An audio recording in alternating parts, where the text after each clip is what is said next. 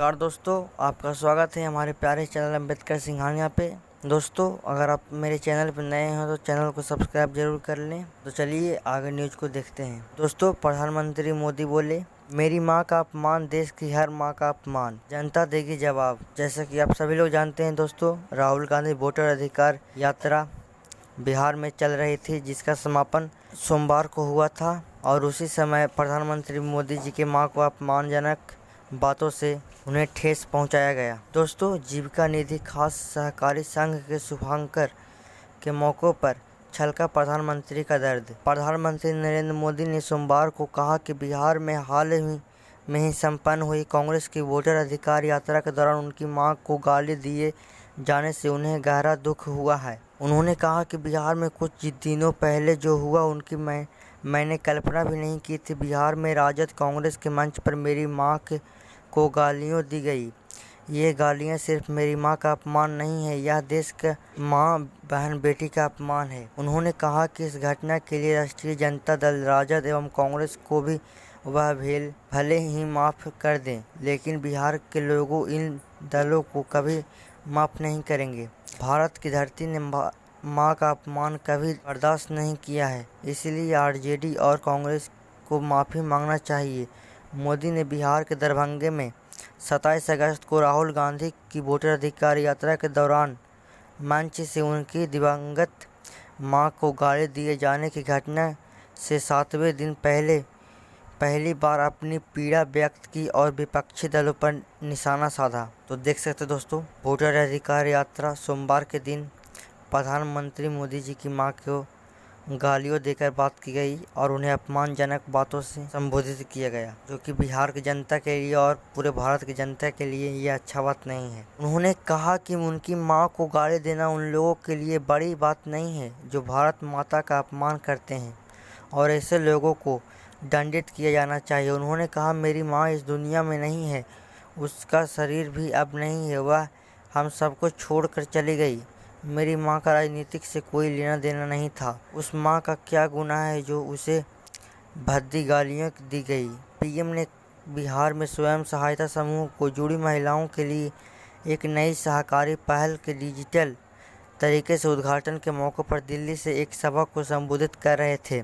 PM ने कहा कि महिलाओं को कमज़ोर समझने वाले उन्हें अपशब्द समझ करते हैं। दोस्तों, प्रधानमंत्री मोदी अपना दुख व्यक्त करते हुए कहते हैं कि छठी मैया की धरती पर मां को दी गई गाली। मोदी ने कहा, बिहार मां जानकी की धरती है, यहाँ महिलाओं को हमेशा से सम्मान दिया गया है, यहीं छठ पूजा मनाई जाती है। राजद और कांग्रेस के मंच मेरी मां को गाली दी गई। मैंने कभी नहीं सोचा था कि ऐसा होगा।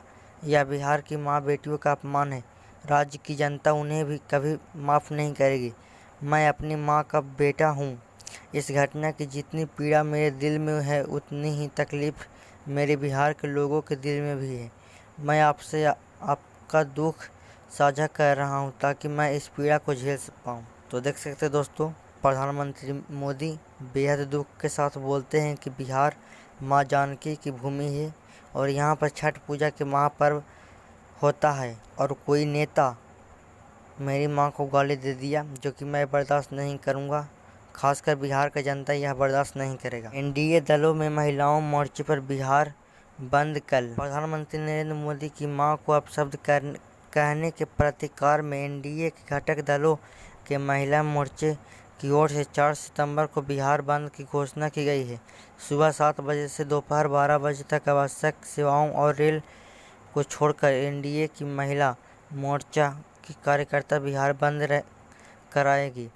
भाजपा के पटना स्थित प्रदेश कार्यालय में मंगलवार को इसकी जानकारी एनडीए में शामिल दलों के प्रदेश अध्यक्षों व महिला मोर्चा पदाधिकारियों ने दी। तो देख सकते हैं दोस्तों, कल यानी 4 सितंबर को सुबह 7 बजे से लेकर 12 बजे तक बिहार में आवश्यक कार्यालयों को छोड़कर बाकी सभी चीज़ बंद रहेंगे। दोस्तों, जीविका निधि खास सहकारी संघ के कार्यक्रम में प्रधानमंत्री की भाषण सुन भावुक हुए भाजपा प्रदेश अध्यक्ष दिलीप जायसवाल और अन्य पार्टी के कार्यकर्ता। देख सकते दोस्तों, ये सब बात सुनकर भाजपा प्रदेश के अध्यक्ष दिलीप जायसवाल और अन्य पार्टी के कार्यकर्ता भावुक हो गए। इसी के साथ दोस्तों, बिहार में वोट को लेकर श्री नीतीश कुमार जी अभी खूब जोरों शोरों से बिहार के विकास कर रहे हैं। इसी के साथ सीएम नीतीश कुमार की अध्यक्षता में हुई बैठक में 48 एजेंडों पर लगी मुहर। अरवल, शेखपुरा, रोहतास समेत 7 जिलों में खुलेंगे नए मेडिकल कॉलेज। दोस्तों, राज्य में चिकित्सा शिक्षा को बढ़ावा देने के लिए सरकार ने 7 नए मेडिकल कॉलेज अस्पतालों की स्वीकृति दी है। मुख्यमंत्री नीतीश कुमार की अध्यक्षता में मंगलवार को आयोजित कैबिनेट की बैठक में 7 नए मेडिकल कॉलेज के साथ कुल 48 प्रस्तावों पर स्वीकृति दे दी है। राज्य में जिन नए 7 जानकारी मेडिकल कॉलेज को स्वीकृति दी गई है वे किशनगंज, कटिहार, रोहतास, शिवहर, लखीसराय, अरवल और शेखपुरा जिले में खुलेंगे। इन जिलों में मेडिकल कॉलेज अस्पताल नहीं थे। अब राज्य में सरकारी मेडिकल कॉलेज अस्पतालों की संख्या बढ़कर 34 हो जाएगी। ये सभी मेडिकल कॉलेज अस्पताल राज्य के 31 जिलों में होंगे। कैबिनेट में मुख्यमंत्री महिला रोजगार योजना के लिए वित्तीय वर्ष 2025-26 में ग्रामीण विकास विभाग के बिहार आकस्मिकता निधि की सीमा में वृद्धि होने की स्थिति में 20,000 करोड़ की राशि बिहार आकस्मिकता निधि से अग्रिमित व वित्त विभाग द्वारा आवश्यकतानुसार राशि उपलब्ध कराने की स्वीकृति दी गई। तो देख सकते हैं दोस्तों, बिहार के 7 जिलों में किशनगंज, कटिहार, रोहतास, शिवहर, लखीसराय, अरवल और शेखपुरा में इन जिलों में मेडिकल कॉलेज की सुविधा नहीं थी। दोस्तों, अब 2025 से 26 तक की मेडिकल कॉलेज खोला दी जाएगी, जिससे कि बिहार में कुल मेडिकल कॉलेज की संख्या बढ़कर 34 हो जाएगी। इसी के साथ दोस्तों, इंटर्न मेडिकल स्टूडेंट की छात्रवृत्ति में वृद्धि। कैबिनेट विभाग के अपर मुख्य सचिव अरविंद चौधरी ने बताया कि मुख्यमंत्री नीतीश कुमार ने स्वतंत्रता दिवस के मौके पर इन 7 जिलों में नए मेडिकल कॉलेज खोलने की घोषणा की थी।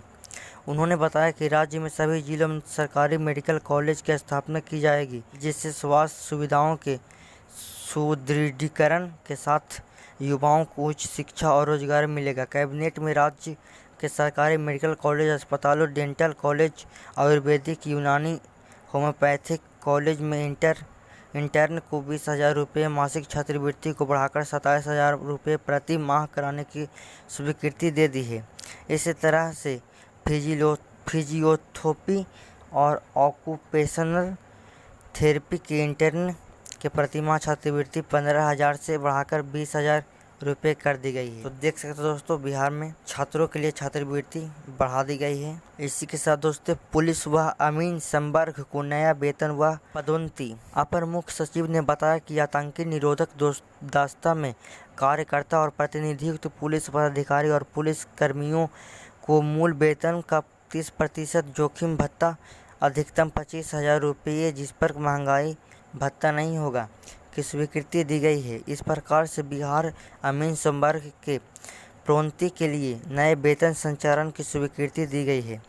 अब अमीनों का राज्य स्तरीय कैडर होगा, जिससे उनका स्थानांतरण एक जिले से दूसरे जिले में किया जा सकता है।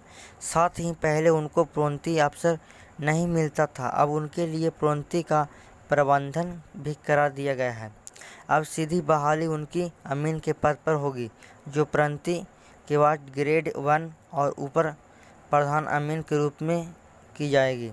कैबिनेट ने बिहार गृह रक्षा वाहिनी होमगार्ड का कर्तव्य भत्ता व प्रशिक्षण भत्ता 774 रुपये प्रत्येक कार्य दिवस प्रति गृह रक्षक के रूप में बढ़ाकर अब बिहार राज्य में कार्यरत पुलिस के लिए एक दिन के न्यूनतम वेतन के अनुकूल 1121 रुपये की करने की स्वीकृति दी गई है। तो देख सकते दोस्तों, पुलिस और अमीनों की अब पदों में उन्नति होगी, जिससे कि वह प्रमोशन होकर आगे की ओर बढ़ सकते हैं। इसी के साथ दोस्तों, आवास सहायकों का बढ़ा मानदेय।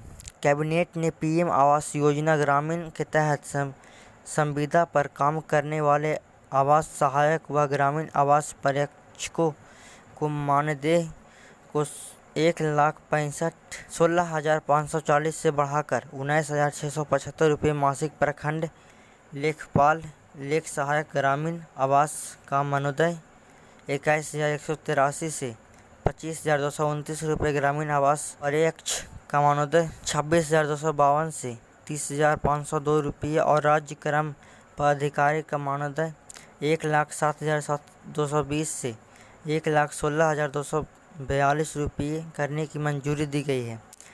पंचायती राज विभाग के तहत नियोजित तकनीकी सहायक का मनोदय 27,000 से बढ़ाकर 40,000 और लेखपाल सह IT सहायक का मनोदय 20,000 से 30,000 रुपये प्रतिमाह करने की मंजूरी दी। पंचायत राज के मनोदय में वृद्धि 1 जुलाई से प्रभावी हो गया है। ग्राम कचहरी सचिव पंचायत राज विभाग का मनोदय 6,000 से 9,000 हो गया है। तो देख सकते हो दोस्तों, आवास सहायकों का बढ़ा मनोदय। इसी के साथ दोस्तों मुख्यमंत्री नीतीश कुमार के कुछ अन्य भी फैसले हैं। राज्य सरकार के विभिन्न विभागों में 333 पदों पर भर्ती। तो देख सकते हो दोस्तों, बिहार में अन्य विभागों में कुल 3,233 पद पर भर्ती होगी 2025-26 में। दूसरा, राजस्व कर्मचारियों की नियुक्ति की आयु सीमा 18 से बढ़ाकर 21 वर्ष और योग्यता स्नातक करने की मंजूरी दे दी है।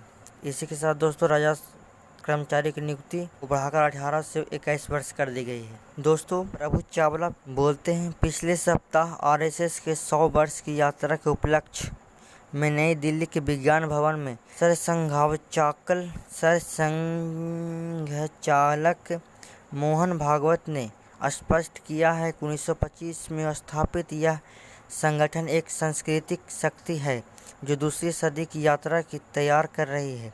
उन्होंने हिंदुत्व को समावेशी बताया, जिसमें सभी समुदाय के प्रति सम्मान का भाव है।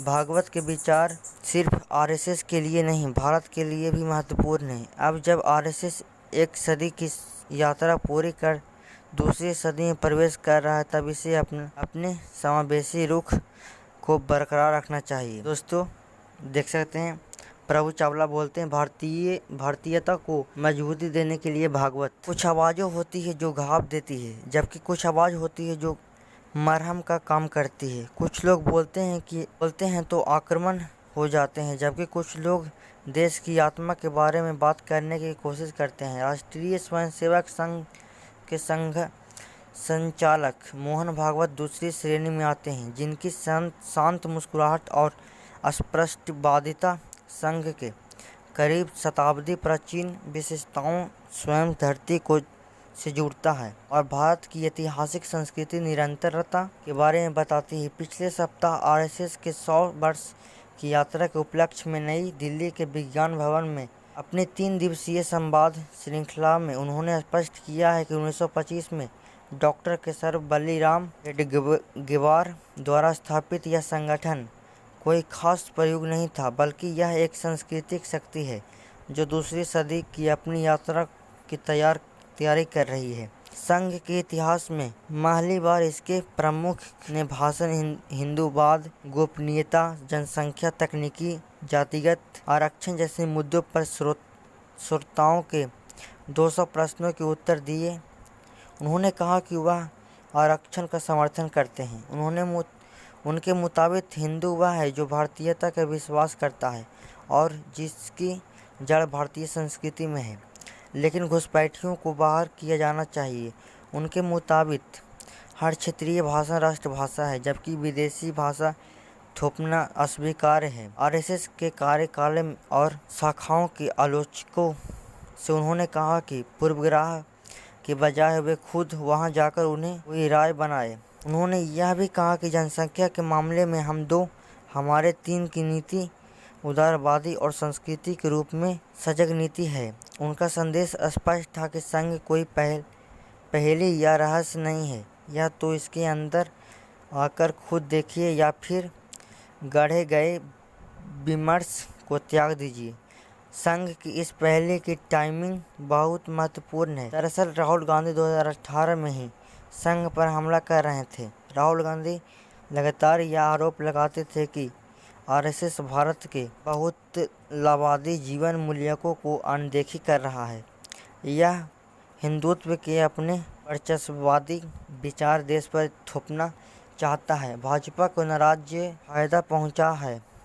RSS को भारत के धर्मनिरपेक्ष तंतु के लिए खतरा बताने वाले राहुल गांधी की टिप्पणी विपक्ष को खासकर चुनावों के समय बड़ी ताकत देती है। दोस्तों, आप समझ सकते हैं कि प्रभु चावला क्या बोलना चाहते हैं। दोस्तों, इसी के साथ बने रहिए। जवाहरलाल नेहरू और इंदिरा गांधी जैसे कांग्रेस नेताओं ने कभी आरएसएस की जोर आलोचना की थी।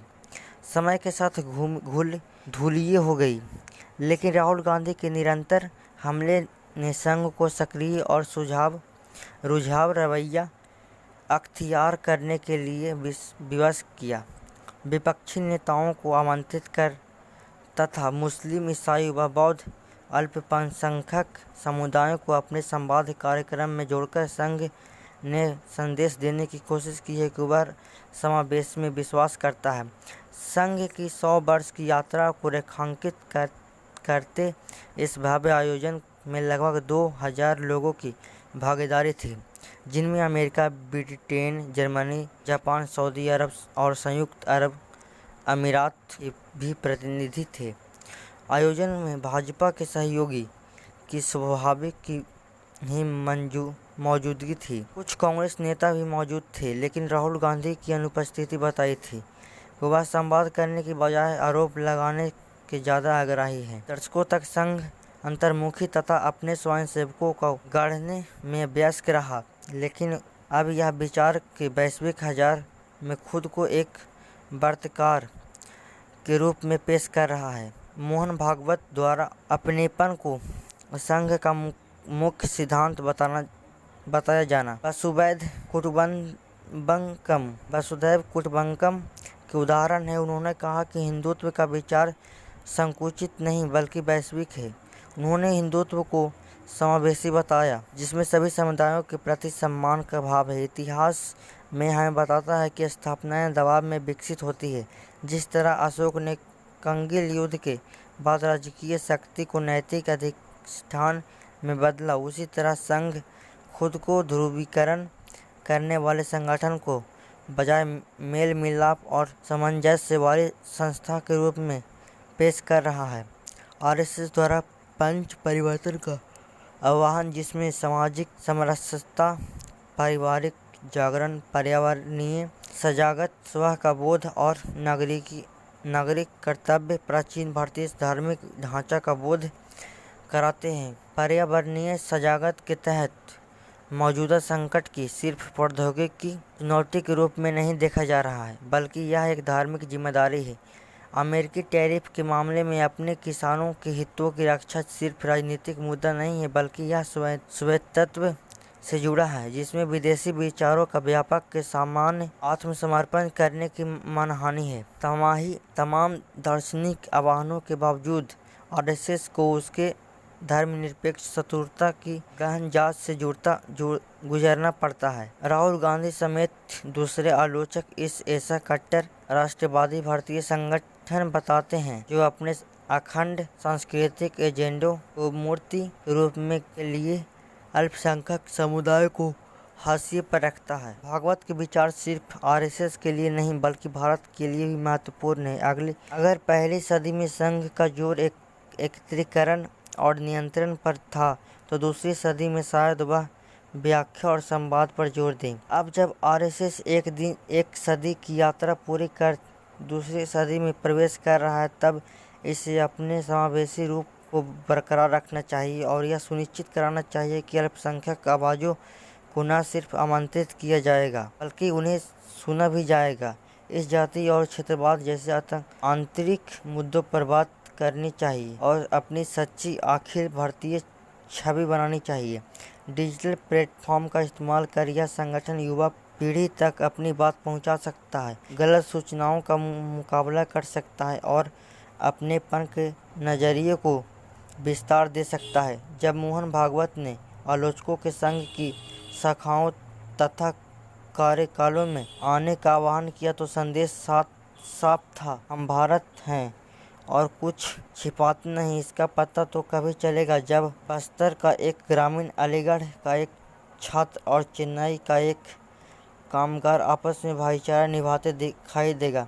सवाल यह है कि क्या हम विभिन्नता को खत्म किए बिना एकता स्थापित कर सकते हैं? इस पर आरएसएस का उत्तर न सिर्फ इसका आना भविष्य बल्कि भारत की नीयत भी तय करेगा। तो देख सकते दोस्तों, प्रभु चावला अपने बात रखते हैं, जो कि काफ़ी अच्छा है युवा पीढ़ी के लिए और समस्त भारतीय नागरिकों के लिए। इसी के साथ दोस्तों, जनता दल यूनाइटेड के कार्यकारी राष्ट्रीय अध्यक्ष संजय कुमार झा से हुआ वार्तालाप। नीतीश ने बदली बिहार की राजनीति की परिभाषा। जनता दल यूनाइटेड के कार्यकारी राष्ट्रीय अध्यक्ष संजय कुमार झा ने कहा कि मुख्यमंत्री नीतीश कुमार ने बिहार की राजनीति की परिभाषा बदल दी है। अपने खुले और बेबाक बातचीत में जदयू अध्यक्ष ने कहा कि लोग अब अपना वोट बर्बाद नहीं करने वाले, दो ही ध्रुव पर वोट होंगे। जनता समझ गई है कि एनडीए यानी नीतीश कुमार जो भी बात कर रहे हैं उस पर 1000% भरोसा है। कानून का राज कायम है और इस पर कोई समझौता नहीं होगा। तो दोस्तों, देख सकते हैं मुख्यमंत्री नीतीश कुमार के प्रमुख कार्यकर्ता संजय कुमार झा ने अपने वार्तालाप को जारी रखते हुए कहा कि अब लोगों का वोट बर्बाद नहीं जाएगा, क्योंकि बिहार में अब विकास करने के लिए मुख्यमंत्री नीतीश कुमार के बेहतर से कोई नहीं है। चलिए इनसे एक सवाल करते हैं, इस चुनाव का मुद्दा क्या होगा? एनडीए किस बात पर जनता से वोट मांगेगी? तो देखिए, राष्ट्रीय अध्यक्ष संजय कुमार झा का जवाब आता है। देखिए, नीतीश कुमार की राजनीति की परिभाषा बदल दी है। जिन लोगों ने कभी जीवन में काम की बात नहीं की, वे भी अब इनकी बात करने लगे हैं। 2005 का मुद्दा इसलिए ज़रूरी है कि आदमी को अपना इतिहास नहीं भूलना चाहिए। 2005 के चुनाव में बहुमत धुआं हुए उस वक्त सिनेमा घरों में रात्रि शो नहीं चलते थे, बहुत लोग को परेशानी होती थी। तब कांग्रेस भी उनके साथ थी। सारे व्यापारी लोग बिहार छोड़ भागे थे, लेकिन 4 चुनाव को हम लोग ने नैरेटिव बदला है। मुख्यमंत्री ने कहा है कि अगले 5 साल में 1 करोड़ लोगों को रोजगार देंगे। नीतीश कुमार ने जितने वादे किए सभी पूरा किए और उन्होंने ऐसा कोई वादा नहीं किया जिसे पूरा नहीं कर सकते। डबल इंजन की सरकार बनी है, इस बात के केंद्रीय बजट में भी बिहार को बहुत कुछ मिला। इस बिहार कांग्रेस के लोगों ने कहा कि यह केंद्र का बजट नहीं है, बिहार का बजट है। उस समय भी 2005 में सरकार बनने पर रूल ऑफ लॉ की बात मुख्यमंत्री बोलते थे। बार बार पत्रकारों ने पूछा कि तो मुख्यमंत्री कानून का राज ही बोलते रहे। उनको पता था कि कानून का राज स्थापित होगा तो सड़क, बिजली, सेहत, शिक्षा व ठीक हो जाएगा। कानून के राज पर अभी समझौता नहीं किया जाएगा। उनका ट्रैक रिकॉर्ड 20 सालों का है। तो देख सकते दोस्तों, जैसे ही हमने उनसे पूछा कि एनडीए की सरकार किस बात पर वोट मांगेगी, तो उन्होंने इतना बेहतर जवाब देते हुए कहा कि 2005 का इतिहास भुलाने लायक नहीं है। जब बिहार में कुछ नहीं था तो मुख्यमंत्री नीतीश कुमार 2005 से लेकर 2025 तक की बिहार को विकसित बनाने के लिए लगातार काम कर रहे हैं और अपने हर वादों को पूरा कर रहे हैं। इसी के साथ दोस्तों, उनसे एक और सवाल पूछते हैं, हाल के फैसलों का कितना असर होगा चुनाव में? उनका जवाब सुनते हैं। बिहार में ग्रामीण परिवेश में सबसे निचले तबके से आने वाली उन महिलाओं को आवाज़ और ताकत मुख्यमंत्री नीतीश कुमार ने दी। कितने आत्मबल से बातचीत करती है वह अप्रतिम। और महिला रोजगार से जोड़कर मुख्यमंत्री ने कई फैसले लिए। 2,70,00,000 परिवार की इच्छुक महिलाओं को 10,000 रुपये देंगे। 2 लाख तक सपोर्ट करेंगे। 50% महिलाओं ने भी अभी इस पूंजी को लेकर आगे काम करना चाहा तो बिहार की जीडीपी ने भारी उछाल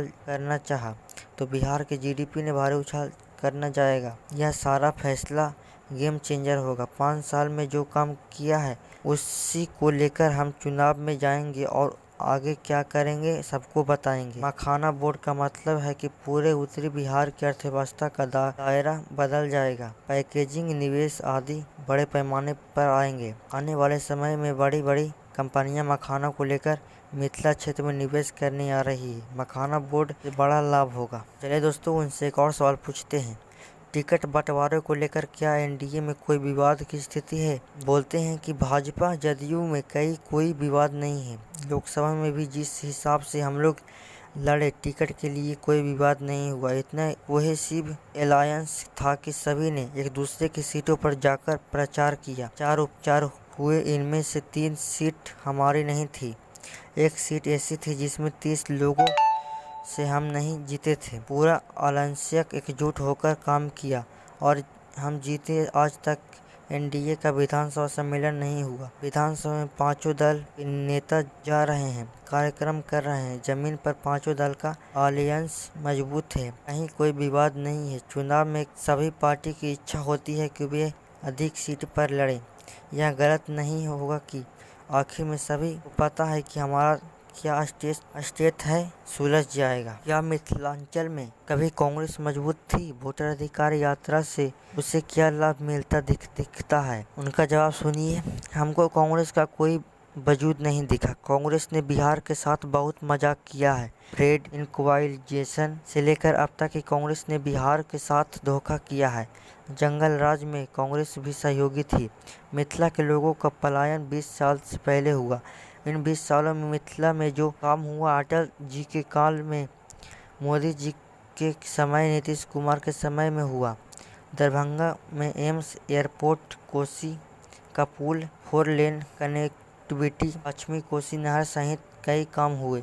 एक रोड ठीक से नहीं था, मेन रोड भी खराब था। तो देख सकते हो दोस्तों, मिथिलांचल में कांग्रेस का अभी वोटर अधिकार यात्रा लाभ मिला। इसका जवाब देते हुए बोलते हैं, कांग्रेस हमेशा जंगल राज के साथ खड़ा था और वह हमेशा ही बिहार के साथ धोखाधड़ी किया है। चलिए उनसे एक और सवाल पूछते हैं, क्या सीट बंटवारा अब तक हो जाएगा? लोकसभा का चुनाव हुआ तो मीडिया को आइडिया भी नहीं लगा कि हम लोग कब बातचीत कर लिए।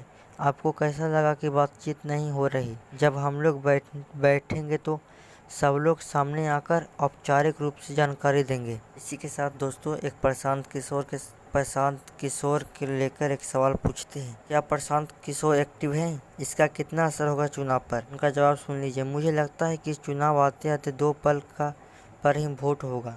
चुनाव होगा एनडीए और महागठबंधन के बीच।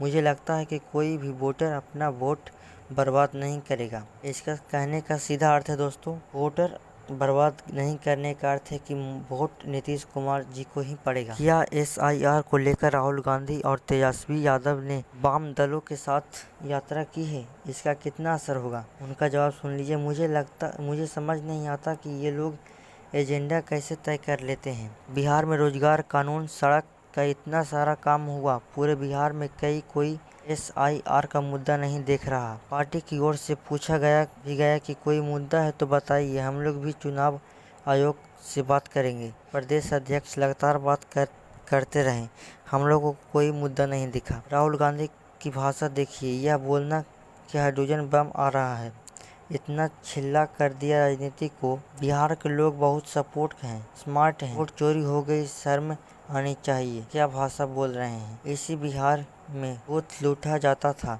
ईवीएम आया तो गरीबों को वोट देने का मौका मिला। एसआईआर क्या है? जो लोग मृत हो गए हैं, पलायन कर गए हैं, किसी को 2002 जगहों पर नाम है या कोई त्रुटि है तो दीजिए, ठीक हो जाएगा। विपक्ष के लोग राजनीतिक पर्यटन करते हैं जैसे संविधान खतरे में है, कहा। उसी तरह आप बात कर रहे हैं कि राहुल गांधी के बिहार में क्या योगदान है? चुनाव आ गया तो बिहार में घुस रहे हैं। जिस सड़क पर घूम रहे हैं वह तो नीतीश कुमार की बनाई गई सड़क है। अपने जमाने की सड़क पर तो क्या धूम पाते, मोटरसाइकिल चला पाते। पहले भी 2003 में 1 महीने में ही एसआईआर को पूरा किया था। क्या इसका राजनीतिक इम्पैक्ट क्या होगा? नीतीश कुमार 4 बार मुख्यमंत्री बन चुके हैं, तो क्या चोरी को वोट से बने हैं? यह गरीब गुरबा की पार्टी है। राहुल गांधी ठीक से जनता के बीच अपनी बात को नहीं रख पाते। उन्हें सच्चाई पता नहीं है, किस वोटर का अधिकार कट गया। वे बताएं कि वोटर अधिकार यात्रा समय लूट जाता था जब बैलेट बॉक्स लूटा जाता था और 10 बजे चुनाव खत्म हो जाता था। आज पारदर्शी तरीके से चुनाव होता है। 2015 में भी चुनाव हुआ था, उस समय भी रिजल्ट हुआ। चलिए दोस्तों उनसे एक आखिरी सवाल पूछ लेते हैं, इस बार कितनी सीटें पर आएंगी एनडीए? उनका जवाब सुन लीजिए। मैं फरवरी 2005 से चुनाव देख रहा हूं। मुझे याद है कि 2010 के चुनाव में भाजपा के प्रभारी आए थे। नीतीश कुमार बता रहे थे कि भाजपा प्रभारी 160 सीट कह रहे थे। नीतीश कुमार ने कहा कि 180 सीट तक आएंगी। मैं जो घूम रहा हूँ, ग्राउंड खेल रहे स्वेल हैं। अगला चुनाव 2010 में भी बेहतर रिजल्ट देगा। लोगों को नरेंद्र मोदी और नीतीश कुमार पर बड़ा भरोसा है। यह मौका बिहार की जनता चूकना नहीं चाहेगी। बहुत दिनों बाद यह मौका मिला है। अगले 25 साल में बिहार कहाँ खड़ा होगा, यह सवाल है। वोट करने वाले को इतनी समझ होनी कि वोट डालने जाएंगे तो अपना और अपने बच्चों के लिए कौन सही और कौन गलत है, यह स्पष्ट है। उन्हें पता है कि कोई कंफ्यूज नहीं है। दिल्ली के लोग बहुत तरह से बात करते हैं, लेकिन ग्राउंड रियलिटी कुछ और रहती है। लोग पीछे मुड़कर अब नहीं देखना चाहते हैं। ऐसा तो नहीं कि सब लोग ने वोट नीतीश कुमार को दिया, लेकिन उन्होंने काम सबका किया। जाति धर्म के नाम पर किसी को नहीं लगा कि यह मेरी सरकार है। उन लोगों को अपील करता हूँ कि जिन लोगों ने नीतीश कुमार को वोट नहीं किया, वे अपने आंखों से उनके काम को देख चुके हैं, इसलिए एक बार तो बनता है। देख सकते दोस्तों, संजय कुमार झा से लगभग 1.5 घंटे तक संवाद चली और उन्होंने बहुत ही सुंदर तरीके से नीतीश कुमार के बारे में और नीतीश कुमार के किए जाने विकास के बारे में अच्छा से विस्तार से समझाया। तो दोस्तों, आज के लिए बस इतना है। धन्यवाद।